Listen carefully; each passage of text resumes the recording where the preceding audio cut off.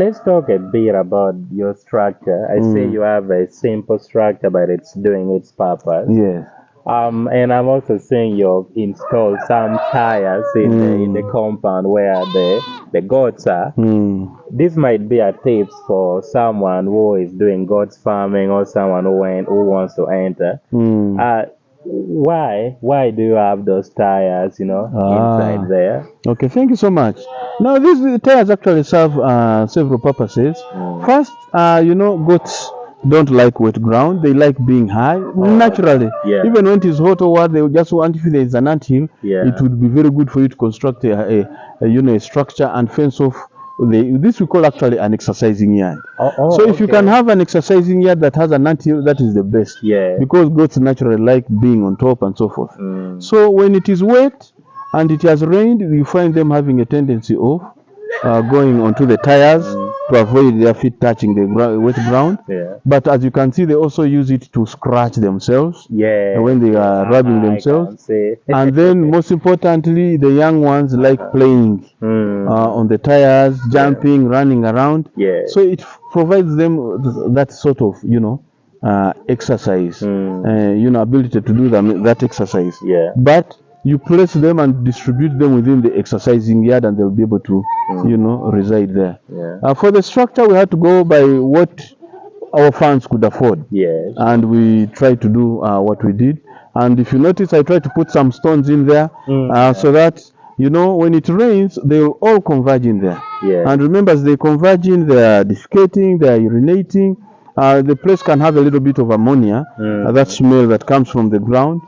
Because of the congestion, the concentration there. Yeah. So it's always advised that when you're building a good structure, say if you are going to have 200 goats and you've built a goat structure of 200 goats, make sure that the exercising yard is double the size of the structure. Yes, because they'll get out and be able to exercise, as you can see. So so remember, when they enter, it will be a little bit squeezed up, because that's how it's going to be. Yeah. But when they get out, they are able to move freely.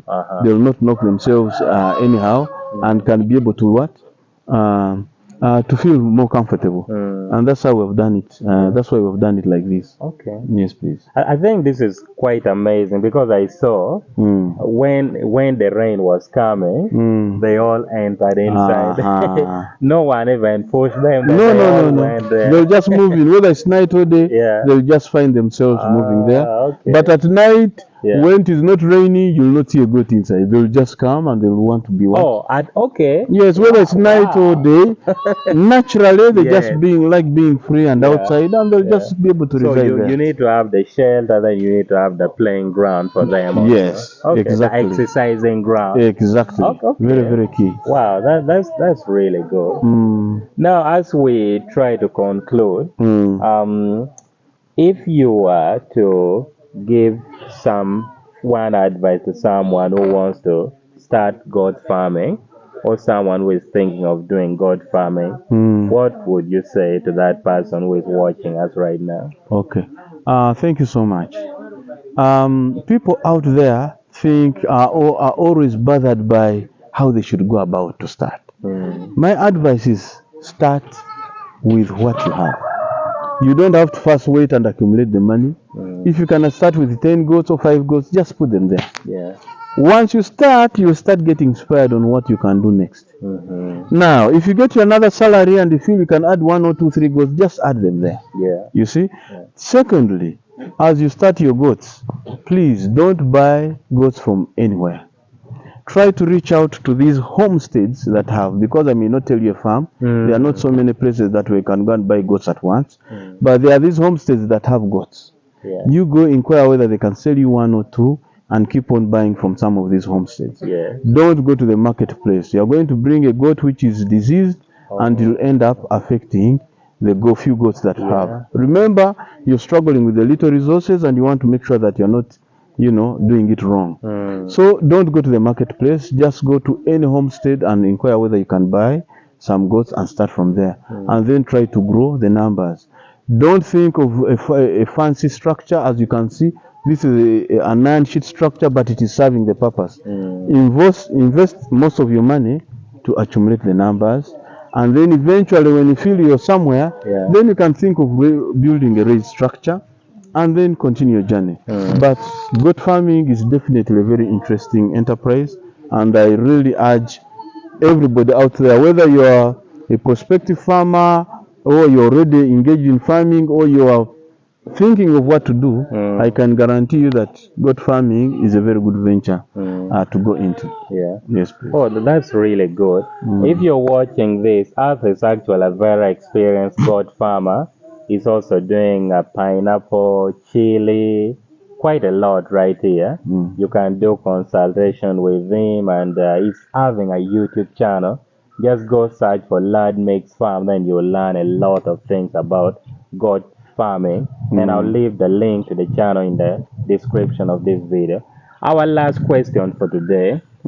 Is goat farming a profitable business to do in Uganda?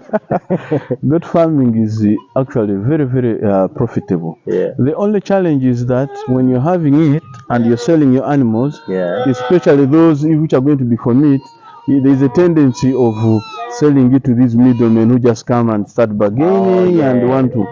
Yeah, but currently there are even efforts of farmers wanting to come together, form associations, and be able to sell numbers. And there are those who want to be able to get farmers who can sell huge, numbers of goats. If you have like 100 or 200, whereby they can come and buy them off once, or they come and slaughter from premises and be able to package this meat to go to the Middle East or elsewhere. Yeah. So goat farming is very lucrative. It has a lot of resources. You can be able to earn money from various levels. You can decide to be a breeder, as I told you, to sell to others. You can decide that for those that you're not going to do as a breeder, why not sell them as start off a point, a meat point where you slaughter and add value to your animal. Sell in kgs. Or if you can have an eatery, you can imagine a kilogram goes for 15,000. So if you add value, you realize that you'll be able to sell it quite more expensively. But in terms of demand, you cannot have goats there and you say that you're failing to get somebody to buy them. You will only fail to satisfy the market, but you will not fail to get the market for the goats. Yes.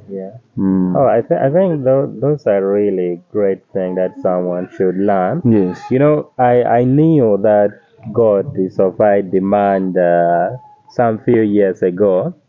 It was towards festive season, this Christmas, New Year, and a friend wanted a goat. I moved through different different villages I could not get. Yes. And the one that was available, they were selling it very expensive. Very expensive. So I think goat farming is actually a very profitable business and a very good venture.